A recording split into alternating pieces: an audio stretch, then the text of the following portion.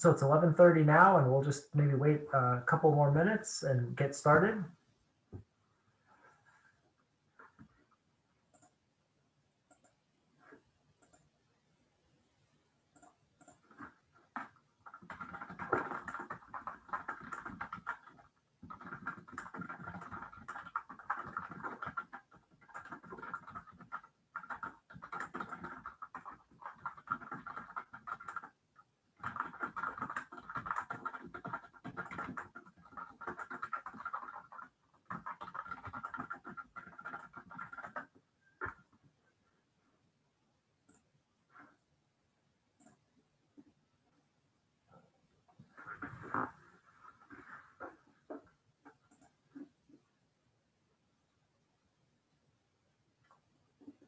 All right, we'll go ahead and get started here. Welcome everyone to session 3D. This session is on recent graduate student research at Penn State University. My name is Vikash Gaya. I'm an associate professor in the Department of Civil and Environmental Engineering here at Penn State. And it's my honor to moderate this session, which will highlight and showcase some of the exciting research being done by some second-year doctoral students at Penn State. So our first presenter is Mr. Dongchen Zhou. Dongchen is a second-year PhD student working actually under my supervision, and he'll be presenting deep reinforcement learning applied to perimeter metering control and overview. So with that, I'll have Dongchen take it away. Thank you. Can you all see my slides here? Yes, we can. Okay, so hello everyone, welcome to my presentation, and thank you all for being here. So in this presentation, I'll be giving you an overview of perimeter control and how deep reinforcement learning can be used to solve this problem. This work is done by my supervisor, Dr. Kaya, and myself. So to ensure the operational efficiency of traffic networks, researchers often need to model the traffic networks. Consider here, we are trying to model this network. If we are to model this in every little detail, meaning that consider every street and the vehicles on this street and how these vehicles interact with each other, then undoubtedly this is a very difficult task. So researchers have tried to use some regional modeling method. Here, instead of model the every detail, we model this as a single region. This modeling approach is called the Macroscopic Fundamental Diagram, MFD. The principal assumption behind this modeling approach is that the region is assumed to be homogeneous, meaning that congestion is uniformly distributed across the network. When this assumption does not hold, then we can partition this bigger region into several smaller regions, such that each smaller region can still be modeled using a macroscopic fundamental diagram. So, as I just mentioned, Macroscopic Fundamental Diagram, MFD, is a regional modeling approach. It provides us with a relationship between network productivity and usage. So by productivity, I mean the network average flow. By usage, I mean the network density or accumulation. So as you can see here, this relationship is in a model. It has an extreme value associated with a critical density or sometimes critical accumulation. And by the way, accumulation is just the number of vehicles present in this network.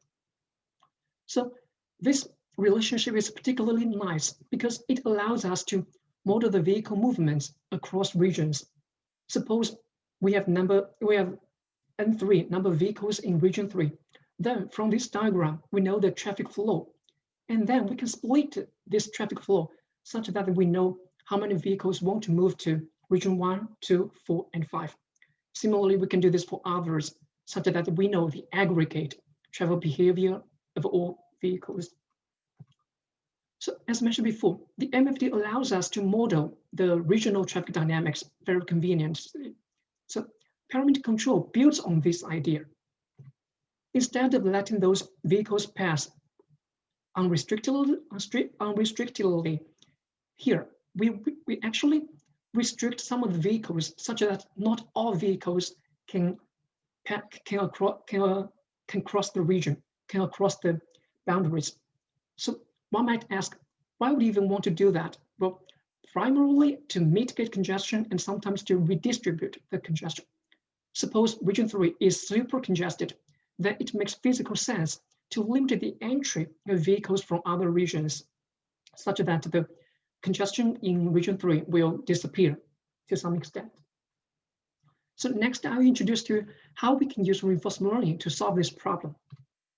First, reinforced learning, it has an agent. It also has an environment.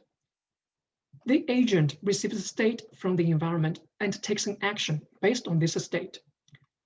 Then this action is received and executed by the environment, and the environment reaches the next state, st plus 1. In the meantime, the environment will return a reward back to the agent. Then the agent learns from this reward, learns from this feedback, and tries to adjust its future actions.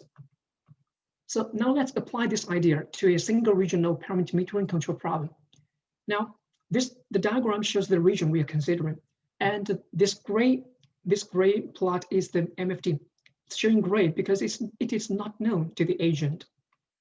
Suppose we are at this current state. It is congested because the accumulation is higher than the critical accumulation. If the area agent tries to impose less restriction, then more vehicles will enter this area, arriving to this black dot, which is not good because it is already congested, and less restriction will lead to even more severe congestion. So instead, the agent might try to impose more restriction such that the accumulations will decrease and the efficiency will increase. So from this feedback loop, the agent will learn that it should impose more restriction when there is congestion in the network. So similarly, if we begin with an uncongested scenario, then the agent should not impose more restriction because the region is not even congested. There is actually not that big a need to limit the entry of vehicles. Instead, it should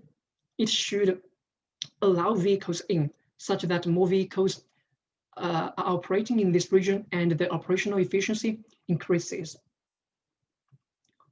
So eventually, the area agent will figure out the best operating state regardless of the current states we are in. So, which means no matter you are in N1 or N2, eventually the area agent will find out that the best operating state is this NC value. Sometimes not exactly this NC, it will operate around this value because there are just some like randomness and errors. Now let's extend this idea to two region scenarios. Suppose there is a periphery and there is a city center. Well, we can actually think of this as the residential area, region 1 as the residential area of State College, and region 2 as the downtown area. So now let's consider the first scenario, morning peak with light traffic. So now suppose we are back to normal and most students have already reached downtown. Then suddenly a severe snowstorm hits, and then most of the students will just try to study from home as we do now. Then the traffic demand will be much smaller. Intuitively, when there are such small traffic demands, then congestion should rarely exist, or it will decrease on its own. So the best thing for us to do is to do nothing, which means we should actually allow those vehicles to cross freely. And in fact, this strategy will be learned by the area agents. Now, suppose we are at a different scenario. Still, most students have already reached the downtown area on the campus, so that the city center, the downtown State College, is congested. Then the university suddenly announces a major celebration event. Then a lot of students will just flood in the downtown area. However, since the downtown is already congested, then if all those students just flood in, then it will be even more congested. So we should limit the students that can enter the downtown But on the other hand, we should allow the users to exit the area. I mean, from the agency perspective. So as you can see here, we should allow vehicles out of the area, out of the downtown area, and limit the entry to the downtown area. So similar to the single regional scenario, regardless of where we begin, the RL agents will figure out the best operating state, but the learning process will be a lot more complex. And this result is actually confirmed by our research. So the figure here shows the evolution of accumulations in region 1 and region 2. The RL is our method. MPC is the state-of-the-art control method. And the NC stands for no control. I mean, essentially it's do nothing. So as you can see here, with control, RL or MPC, the accumulations will operate around the critical values. On the other hand, the no control will allow the accumulation to be way over the critical accumulation. That is severe congestion and should be avoided. And because of those control we are imposing, the operational efficiency is actually substantially higher than the no control method. As you can see here, CTC here stands for, it's a measure for operational efficiency. The higher, the better. So as you can see, our method, the RL, is very comparable to the MPC and sometimes even outperforms the MPC. So what can we learn? What can we all learn from these animations, from all this study? What are its practical implications? Well, first, when this region is homogeneous, then we can model this with a single regional MFD dynamic systems. And then we can use some methods, say signal control or congestion pricing, to maintain its accumulation around the critical value. When this assumption does not hold, when the region is not homogeneous, then we can try to use some partition methods, say, for example, based on the functionality of the regions, and convert this problem to a two-region or even multi-regional parameter metering control problem. Then we use some advanced control methods, say MPC, reinforcement learning, feedback control, and others to figure out the best values for those controllers, and then we implement using signal control or some other measures around the content parameters. So to summarize this presentation, first, we see that MFDs are very useful since it allows us to model the aggregate traffic behaviors without knowing the detailed movements of individual vehicles. Also, we see that parameter metering control can help us mitigate congestion and sometimes to redistribute the congestion to improve operational efficiency. It does so by maintaining the regional accumulations around the critical value. We also see that reinforcement learning can be readily applied to solve this parameter control problem, and it can compete with state-of-the-art. So that's all of my presentation, and I'm happy to answer any question that you might have. Thank you.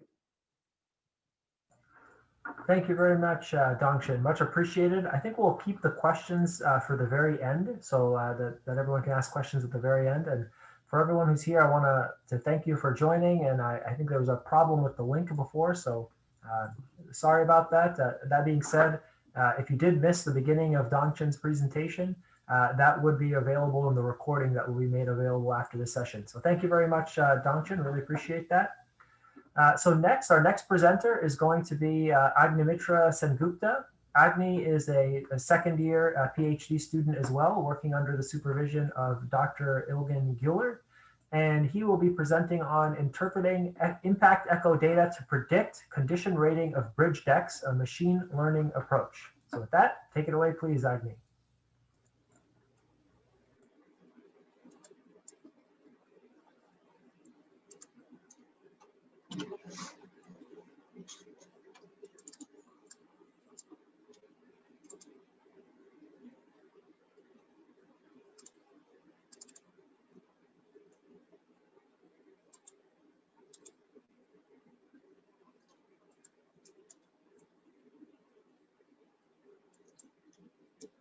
Can you see my presentation?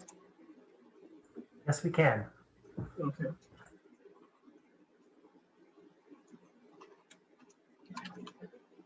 Good morning, everyone. So today in this presentation, I'll discuss on how to interpret impact echo signal data to predict bridge deck condition rating using a machine learning approach. I performed this research under the supervision of Dr. Ilgin Guler and Dr. Parisa Shokuri. I will start with an overview of the approach which I've used in this study and what are the specific goals in this research, followed by an introduction to the spectral response methods, and then deep diving into the specific analysis done in this study. Using the developed machine learning models to a set of synthetic and real data, I will demonstrate the results which have been achieved so far and conclude with the inferences, limitations, and the way forward. So we are familiar with the fact that the maintenance, repair, and rehabilitation follows a cyclical process where based on some observational data, the agencies come up with a maintenance plan, following which an action is executed. As a feedback to the entire process, infrastructure performance needs to be monitored. Typically, the performance is described in terms of serviceability and reliability. The evaluation includes visual inspection based on which a condition rating is assigned to the infrastructure. And this process is heavily subject to human error and judgment, which hints that we need to look for better alternatives. The goal of this study is to develop a data-driven model to predict bridge condition rating using an impact echo data. So let's first discuss the basic physics of impact echo.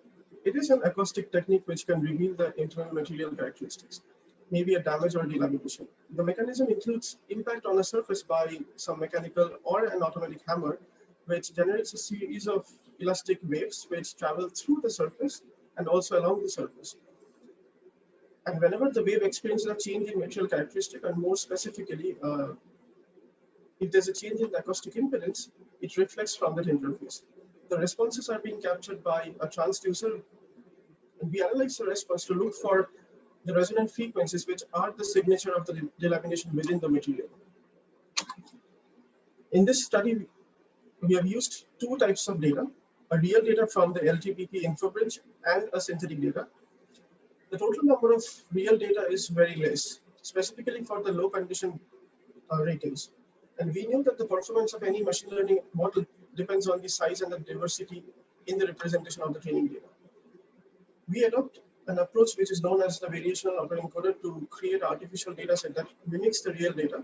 In this graph on the bottom right, you can see two signals. One is a real and the other one is a synthetic, which is developed based on the real data using this approach. And as you can see that the time series signal and the frequency domain response are pretty much similar. In this analysis, we begin with the pre-processing of the signal. The electrical signals are often have a DC component which needs to be eliminated. Otherwise, it creates a zero frequency dominance in the spectrum. Again, a fundamental requirement for the Fourier transform is that we need to have the data in powers of 2. So what we do is whenever we have a signal length which has a sample size which is less than some power of 2, we add zeros to it, or we call it zero padding. We add zeros to the end of the signal to increase the length to the nearest power of 2. In this study, we have considered a 60 kilohertz as a cutoff frequency to determine the noise. Any frequency which is above 60 kilohertz will be considered as a noise and removed from the spectrum. Although a detailed analysis can be done using a scaleogram, where we incorporate the amplitude, frequency, and the time in 3 dimensions. When we compare spectrums, we should know that the thickness resonance or the frequency what we would observe when the bridge is in good condition is needed. But we don't have the data in most cases, so we estimate it. We find the frequency corresponding to the maximum energy for all points on a bridge deck. And we aggregate the data to form a histogram, as you can see. As you can see in this graph. And next we fit a Gaussian mixture model to this histogram and look for the principal component, which is in this case, which is the red component. And the frequency corresponding, the modal frequency corresponding to this component gives us an indication of the thickness resonance. And the number of components in this Gaussian mixture is determined using BIC score criteria. Now, once we have the thickness resonance, we can use the thickness resonance value to split the entire frequency range into three distinct bands based on the thickness resonance plus some uncertainty band, which is taken as 2 sigma in this study. The energy content in each of these three bands are considered as features in this particular space. So for a bridge, we have multiple data points, and each signal being represented by a 3-dimensional vector, where each dimension refers to the energy content in band 1, band 2, and band 3. So as an example, for a particular bridge, in this feature space, the distribution of all the data points looks something of this sort. The distributions of the point in the feature space is very different for different condition readings.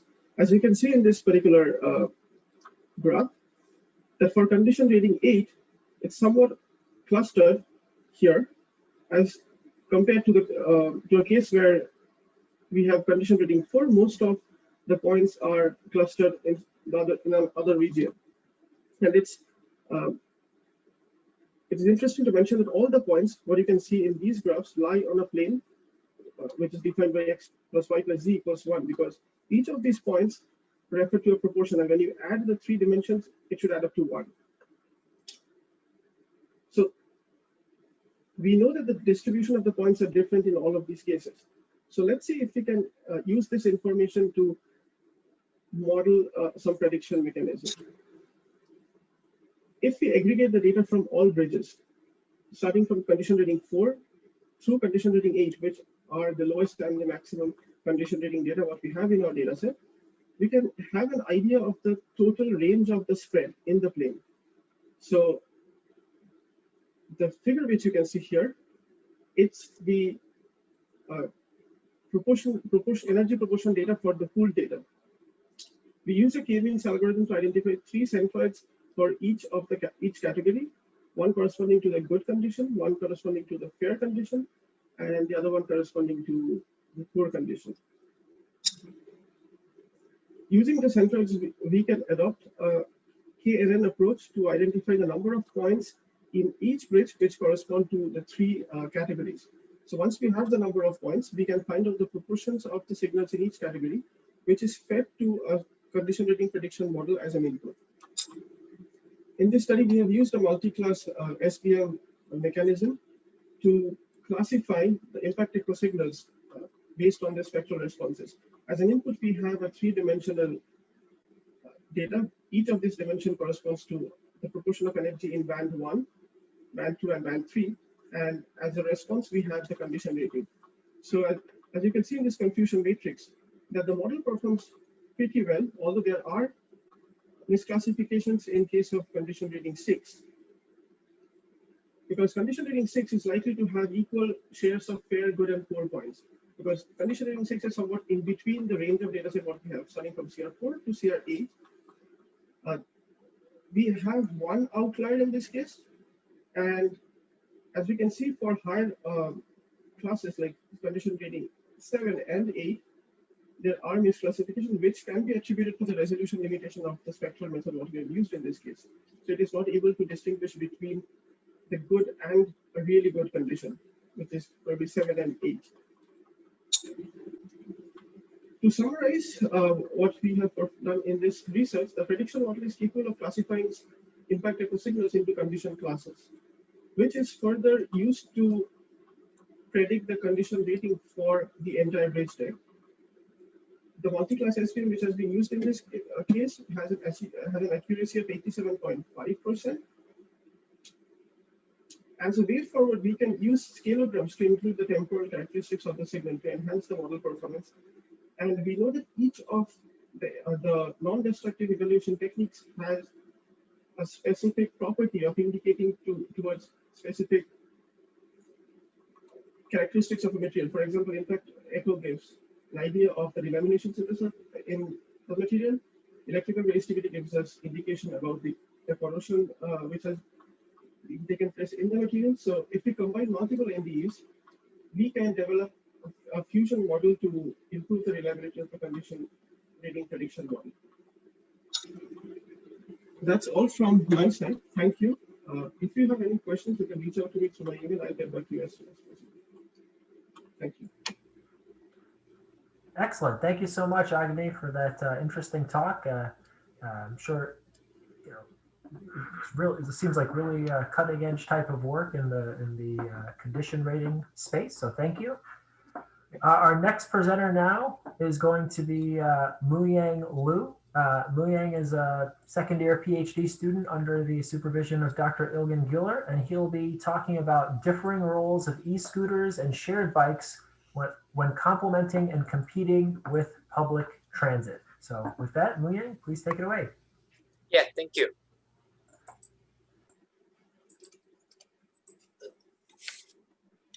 Hi, everyone. The topic today I want to share with you is about the differing roles of e-scooter and share bike when they completing and complementing and competing with public transit. And this research is done under the advisor of Dr. Güler and Dr. Trott.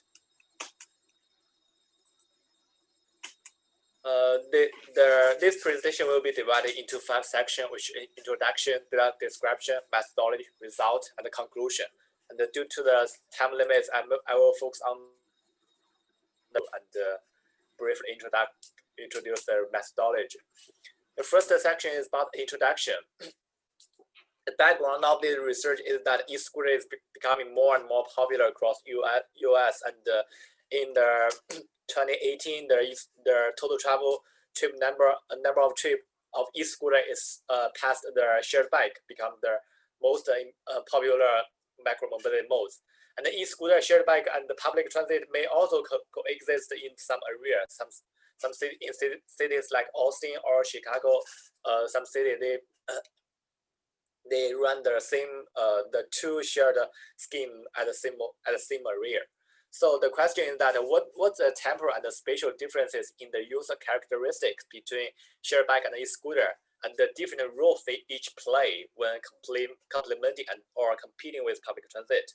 It's focused on the relationship between the micromobility and the public transit. So based on the literature review, the existing literature can be categorized into 3 groups, which is the shared bike travel pattern and usage pattern. In this group, the literature focuses on the travel pattern of the shared bike mostly, and this is also the majority of the literature. In this area, they will analyze the travel distance or travel behavior or travel speed and like a destination choice, something like this for the shared bike usage. And the second group is about shared e-scooter travel and usage pattern. Compared to the shared bike research, this is a relatively few, because the e-scooter is just like a relative normal method compared to the shared bike. But in this area, they also suggest that there is a lot of significant differences between shared bike and e-scooter in respect of their travel and usage pattern. And then the next group of the literature is study on the interaction between micromobility and other traffic modes, such as like public transit, private car, or even walk. So this literature indicates that when their micromobility coexists with the other traffic mode within the same area, they may cooperate with them to provide a complete public transportation network for the system. So based on the literature review, the gaps in the existing literature is that the interaction between micromobility and the public transit when 2 shared micromobility schemes coexist and operating in the same area is not so much clearly studied. This project will focus on the differences between shared bike and the micromobility when they are coexist in Austin City, actually. The second section is about data description. 2 major data set is used in this study. The first is the shared micromobility vehicle trips, which record the e-scooter and shared bike trips in the city of Austin. And the second data set is public transit data, which record the onboard and the lane number of passenger in the Austin city. And the data span, the two of the data span is from 2018 to 2019 and 2016 to, this should be 2019, December 31, respectively. And the three supporting data set is also used in this research, which is the camera traffic count data, which they counted the motorized vehicle data in specific detector location. And the footage data of point of interest, which is which will be used to reflect the traffic demands in each sensor tract. And the demographic characteristic also is also collected to analyze its impact on the shared bike trips. So this is a brief temporal distribution of micromobility across the available time windows. And from this, we can see that the blue curve is e-scooter and the yellow curve is shared bike count. We can see that the e-scooter travel is dominant in the study area. The travel volume between 28 December to 2019 December is relatively stable. So this time window is used in this study to analyze for each data set. And this is a spatial distribution of micromobility and the public transit data trips. From this, we can see that the micromobility is mostly focused on the center of the city, and the public transit are spread across the whole city, which is more dense in the east area and less density in the west area. The methodology used in this research can be divided into three parts. The first is a general travel pattern of the traffic mode, which is focused on some statistic summary and a proposed decomposition model to divide the whole trip distribution across one day into several components. And the second part is temporal correlation, which is based on the linear regression to analyze the correlation between the shared micromobility and the public transit in a 2 years analysis window, or 1 year's analysis window. And the next section is the spatial regression, which is first use the broad feature selection to select the relevant variables of the micromobility trips, and then geographical weighted regression is used to analyze the spatial differences between micromobility and the public transit. In this presentation, I will focus on introduce the decomposition model and the broad feature selection and the geographical weighted regression briefly.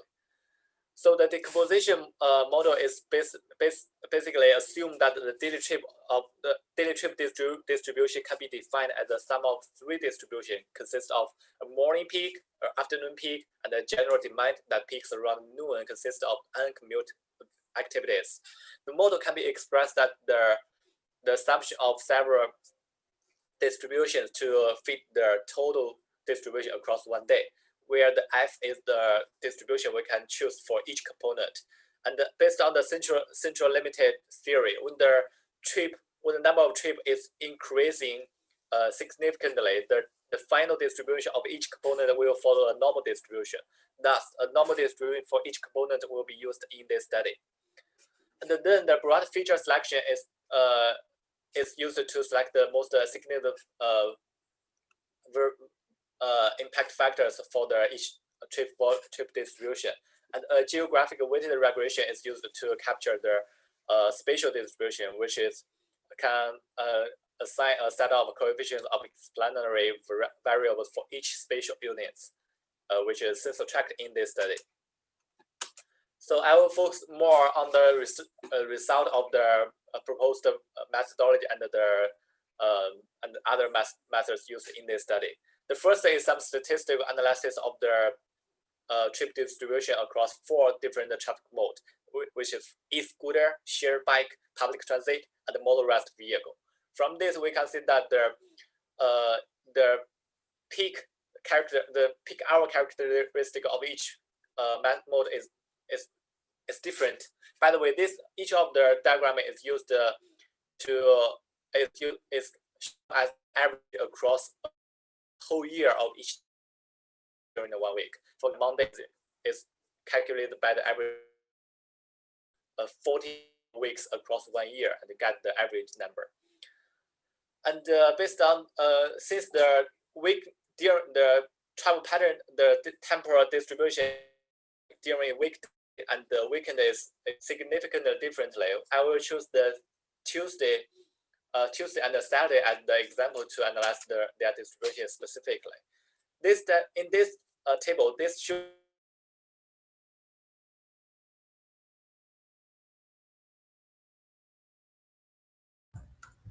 So it looks like we might have lost Muyang there. Muyang, can you hear me?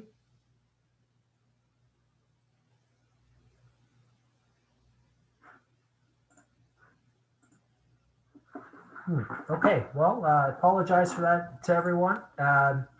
It looks like he's having some technical issues there with his computer. Maybe the connection is not working well. Peggy, I'd ask if you can just undo the screen share and we can move on to the next presentation. That would be great. All right, so with that, I'd like to introduce our last speaker. And for those of you joining, thank you. It's been a very interesting session because it's just 4 completely different topics, just sort of demonstrating the breadth of work being done here. So the last speaker is Asif Mahmood. He is a second-year PhD student who is working in the area of statistical modeling, and I guess I'll be playing a role as his advisor at some point. So Asif will be presenting on predicting crash frequency by collision manner. So Asif, please take it away.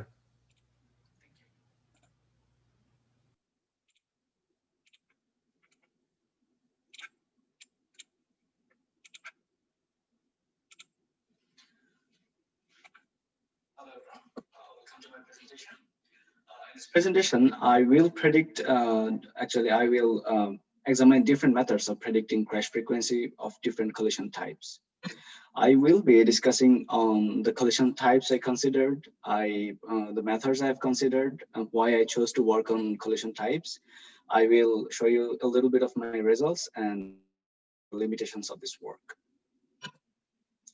We know that sometimes developing a crash frequency model for total crashes is not that useful because an explanatory variable can have like different effect on different types of collision.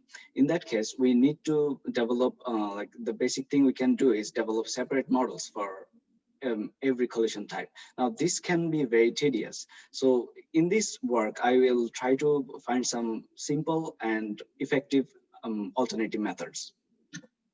We know that crashes can be grouped through different forms of classifications, the most popular one being severity, obviously, and all of this classification has their like own, is very good or effective from different perspective. But for this project, I will focus on manner of collision. And as you can see, depending on manner of collision, there are a lot of crash types. The most frequent one being the angle collision and hitting fixed object. We know that like different collision types depends on various crash specific factors, but in traffic safety analysis, we try to develop models based on only roadway properties and traffic properties. And I think that roadway properties directly manipulates the vehicle maneuver, and that is in turn like decides what kind of collision is there going to be. From this picture, you can see that this is a very sharp curvature, and as the sight is obstructed, if a vehicle doesn't see a vehicle going that way, there might be a head-on collision. In this picture, you can see that there's a barrier so that the vehicle doesn't slide away from the road. And if the barrier wasn't there, this is a sharp curvature, and if the speed was very high, the vehicle might slide away, and it could cause a non-collision type of crash. And we also see some this kind of dots on the road, and which says that please keep 2 dots apart. And if this were not present, what will happen is vehicle will move very closely, and there's a big possibility of rear-end collision. And after this collision, depending upon some other factors like what kind of vehicle is involved, or the making of the vehicle, or even if the airbag is properly working or not, these crash could be a severe crash. This could be fatal. Even this could result in a PDO crash too. So what I'm saying is, if we are only going to work on roadway properties and traffic properties, it is more effective to work on actually more focus on collision manner. That's why I am focusing on collision manner in this project. The first method is obviously I will at first develop separate safety performance function for each collision type, and then I will actually focus on two other things, like I will predict total crash frequency and fraction of each type separately. For this, what I will be doing is at first I will develop a crash frequency model, and then I'll develop a multinomial logic model which can predict different the probability of a collision type happening, and then from that probability I can just multiply it with the total crash frequency to get the crash frequency of that particular collision. The third one, actually the second one, was a two-step method. The first one was multiple step method, and to make it more concise, I will develop a one-step method, which is a joint model to predict crash frequency of each type directly. For this, I will be adopting fractional split. The difference between multinomial logic model and fractional split is that, like in multinomial logic model, the crashes are considered to be a discrete event, and the fractional split does not consider it that way. I will be discussing on this very soon. For the first methodology, which is NB model, is developing separate safety performance function for each collision type. And as the mean and variance of the data are not equal in this data I'm working on, I will develop negative binomial model. And we are all familiar with this equation of negative binomial model here. The one thing need to be focused is I have used J to denote different collision types. The second one is negative binomial plus multinomial logic model.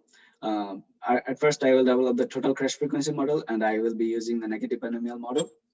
And then to predict the probability of each collision type happening, I will choose a discrete choice model, a multinomial logic model to be exact. And multinomial logic model actually takes collision type as response variable, but that's not the case for the data set I have used for negative binomial model, where each observation was a roadway segment. And for multinomial logic model, each response variable should be a collision type.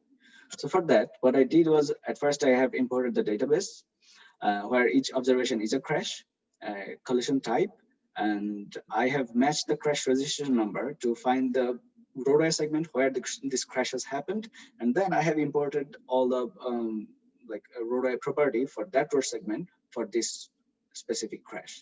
And the resultant dataset kind of look like this. The response variable is the collision type, and we have explanatory variables as like roadway properties and traffic properties.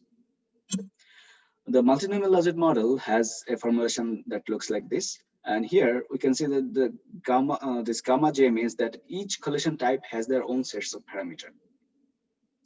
From this multinomial logic model, we can predict the probability of a collision type, and then we can multiply this probability by the total crash frequency to get the crash frequency of collision type J. The third one is actually an independent joint model. There could be correlation between total crash frequency and proportion of each collision type. If we ignore this correlation, this is not a pure joint model. This is an independent joint model. As I'm trying to make things simpler, like this is comparable with negative binomial model. So I am ignoring the correlations for now. And multinomial fractional split model actually takes the proportion of each collision type. And for this, I will again be using the data set for negative binomial model, where each observation is a roadway segment, and we know the total observed crash for each road segment. And then I calculated proportion of each collision type in this. And as this is a proportion, if we sum it up over all the collision types, this will result in 1. And the fraction split model has a formulation that looks like this. The theta j also means that for each collision type, they have their own sets of parameter. The likelihood function kind of look like this. The first part is the negative binomial part for total crash frequency, and the second part is fractional split model. And we can estimate all these parameters for negative binomial model, the coefficients, even the alpha parameters, I mean the over dispersion parameter, and all this coefficient value from multinomial fractional split model by maximizing this log likelihood function. For data, I have considered three years worth of data for two-way urban suburban collector roads in Pennsylvania. I have selected 3 districts to work on. And as you can see that there are different crash types, and some crash types are very rare and some are more frequent. And some are so rare that I had to group them together in a single group. And there's one problem in developing negative binomial model is if the crash is very rare, I mean the crash count is very small, it doesn't give us a reliable value. And sometimes even the optimization doesn't even converge. So this is a problem for negative binomial model, but this is not the case for the second method and the third method. So these are some advantage of the second and third method. And I'm going to show you some results here for the first method, the negative binomial method, the separate SPFs for each collision types. I had to develop total 22 models. And from this graph, you can see that the predicted value is very close to the observed value, except for a little bit deviation here and here maybe. And but this is the case, and I had to develop total 22 models for negative binomial multinomial algebraic model. And the third method, I didn't have to develop so many models. And you can see that we know I didn't consider some crash specific factors for multinomial algebraic model, and so it was a little bit challenging that if the multinomial algebraic model is going to perform good or what. But from this graph, we can see that the comparing with the observed crash frequency, and the multinomial algebraic model, I mean the second model is actually performing very good. The third one is also very good, but except for these 2 crash type, I mean crash 4 and crash 7. So I could say that as these things are very comparable, and I can now focus on the comparison of all methods. We cannot do this by log likelihood value because the second method, the multinomial algebraic model, use a different data set, which is not. Huh? 2 minutes. Oh, okay. And I have also highlighted the best method for each crashes. But you can see that for most of them, the first method is working mostly good, but which is supposed to happen. But I couldn't develop models for crash 0 because the data were these crash were very rare for district 6. And if I compare this with in terms of absolute error, I can see that the negative binomial, I mean the second method, has error which is almost 10% less than the first one. So I could say that I can use the second and third method as an alternative to the negative binomial model, where I don't have to develop so many methods and so many models, and this doesn't have any restriction that if the crash is rare, I cannot develop any model. There are some limitations to this work because I didn't consider the correlations between total number of crashes and crash proportions by collision type. And I also ignored the impact of unobserved heterogeneity. Future, I can work on this, and I am hoping to.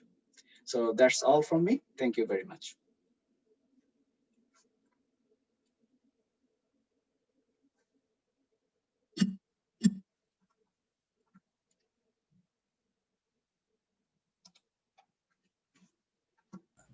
Excellent job, Asif. Thank you very much. So Muyang, I know you got cut off there. It looked like you're having some technical difficulties. Would you like to just walk us through sort of the results part of your presentation, just to sort of wrap that up? Yeah, thank you. Sure. I don't know I dropped off. I'm sorry. No, it's fine. It happens to all of us. We've all experienced this in this this sort of remote age. So. Okay, I will quickly go through the result and share some brief result with you. Maybe just maybe 2 to 3 minutes, if you could. Yeah, thank you.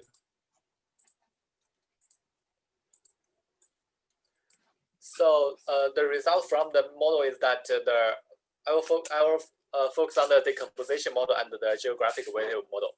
Decomposition model shows that we can actually use the decomposition model to separate the whole distribution trip distribution across one day into several components, especially for the Saturday and the Tuesday and the Saturday. We can see that for the Tuesday, the e-scooter and the public, all of the four modes can be separated into several component. Like in here, the dashed line is the component distribution, and the solid line and the sum of the three components into the whole distribution of across one day. And the dashed area is the actual trip distribution across one day. We can see that the solid line very closely fitted the dashed area, and for all of the area, follow all of the different modes. And if we divide the proportion of each component into each day for the four different type mode, we can find that the distribution of each component across one day is different during the different type mode. For example, for the macro mobility, they are most focused on the evening peak area, which is like the green bars. And for the public transit and the motorized vehicle, the morning peak and the evening peak is evenly very similar to each other, especially during the weekday.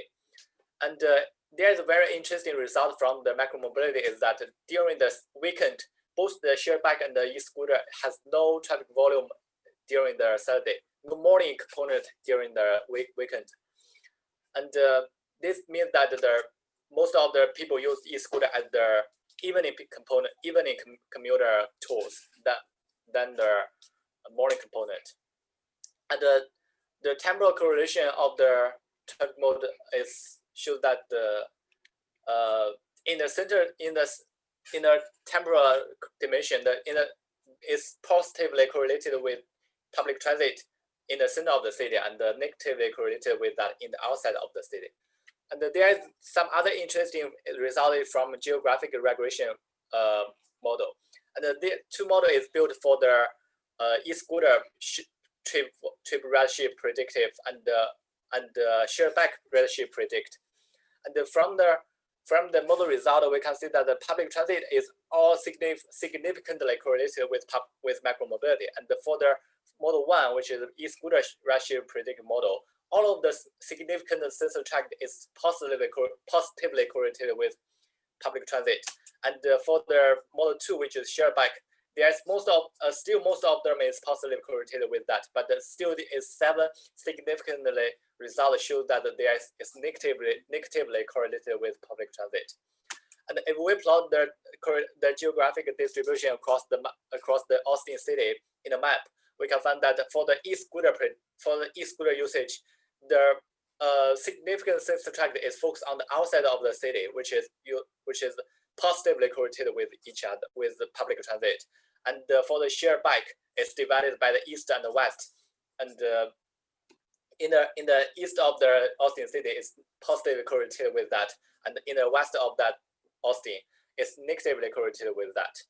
So this is some brief literature review of there's some conclusion results from the methodology. And the several conclusions can be made from that, which is that e-scooter can be attributed to the afternoon peak. Most of the e-scooter can be attributed to the afternoon peak, and this means that this mode can be mostly used at the leisure and not commuting. And in the temporal aspect, the macro mobility can work as a propellant of traffic demand in the center of the city, and it can be provided an alternative for the people city life in the outside of the city area. And in a special aspect, the e-scooter train to complement with public transit, particularly where the bus stop is spare. And several future work will be focused on the understanding of impact of spatial events on macro mobility usage, or the factors that influence the relationship between macro mobility and other modes, such as weather conditions. So this is all of the result I want to share with you today. Maybe it's too much quickly due to the lab time limited, and welcome to shoot any question to me about this. Thank you. Thank you very much, Muyang, and thank you to all of our presenters. For any of the attendees, if you have any questions for our panelists, if you could just use the question and answer box and type it in. I thought, I thought everyone did a fantastic job. For those of you who kind of came a little bit late, we started off with a presentation in the traffic operations area of how to use deep reinforcement learning for large-scale traffic control. Then we had a presentation on predicting condition ratings of bridge decks using machine learning, so applying sort of technology to infrastructure management.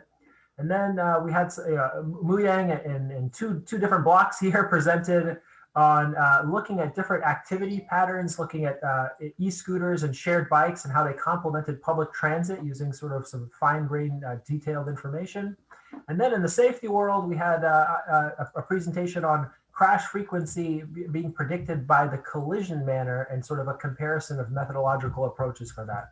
And so, just a fantastic breadth of research that's being done. I'd like to thank all of our presenters. I don't see any questions. I'll just leave it open here for a minute if there are any questions from our attendees.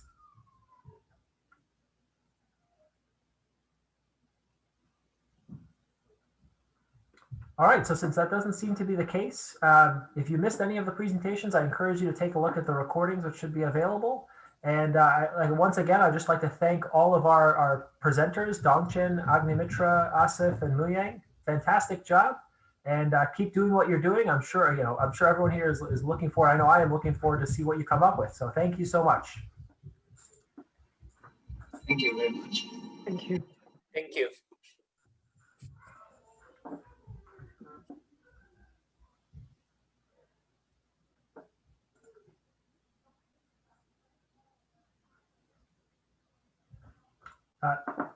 So I guess, Peggy, I guess we can